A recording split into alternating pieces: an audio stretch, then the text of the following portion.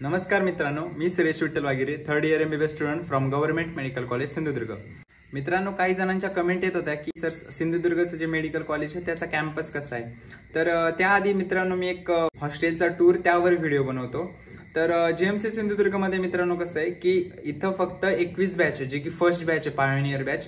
त्याच विद्यार्थ्यांना गव्हर्नमेंटचं hostel provide केले गेले आणि गर्ल्सच्या बाबतीत झालं तर गर्ल्स तिन्ही बॅचला हॉस्टेल आहे, पण जे काही नवीन बॅच येणार आहे आता त्यांना किंवा ज्या अगोदरच्या बॅचेसच्या विद्यार्थी होते त्यांच्या सगळ्यांचं हॉस्टेल शिफ्ट करण्यात येणार आहे।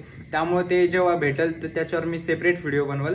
पण आता सध्या आमचं जे बॉईज हॉस्टेल आहे ते फक्त 21 बॅचला आहे आणि जे कोणते 22 बॅचचे किंवा 23 बॅचचे विद्यार्थी आहे ते काही जण त्यातले रूम करून राहतात, तर काही जण एक प्रायव्हेट हॉस्टेल आहे तर प्रायव्हेट हॉस्टेलमध्ये असतात।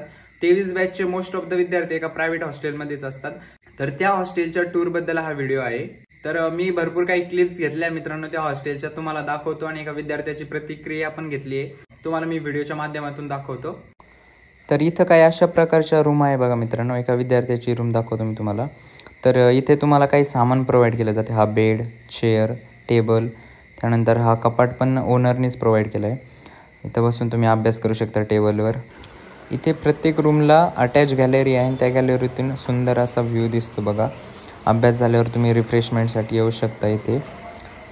त्यानंतर हा दुसऱ्या गॅलरीतून तुम्हाला मुंबई गोवा हायवे दिसतो, नॅशनल हायवे 66। त्यानंतर टेरेसवरून असा काही व्ह्यू आहे। तर आपण एका विद्यार्थ्याची प्रतिक्रिया जाणून घेऊ मित्रांनो। तर ऋषी, इथं जेवणाची काय व्यवस्था आहे? सकाळी आम्हाला नाश्ता भेटतो, दुपारी पण जेवण आणि संध्याकाळी चहा बिस्किट आणि रात्री जेवायची सोय आहे। आणि पाणी वगैरे, पाण्याची काय व्यवस्था आहे? पाण्याची गरम पाण्याची व्यवस्था आहे। गरम पाण्याची व्यवस्था नाही, पिण्याच्या पाण्यासाठी फिल्टर आहे। अच्छा, आणि हॉस्टेल आता इथून 4 किलोमीटर अंतरावर, मग त्यासाठी काय? त्या आम्हाला ट्रान्सपोर्ट आहे। ट्रान्सपोर्ट त्या मालकाची समजा। बरं, अजून काही अडचणी वगैरे इथं हॉस्टेलला करमतं का तुम्हाला? म्हणजे कसं वातावरण कसं? खूप छान आहे। हां का, अभ्यास वगैरे होतो का? होतं। ठीक आहे चालेल, थँक्यू।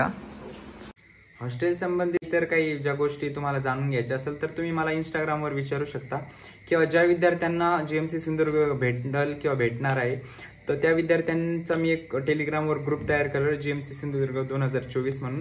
तिथं मी त्या डिटेल प्रोव्हाइड करेल तुम्हाला।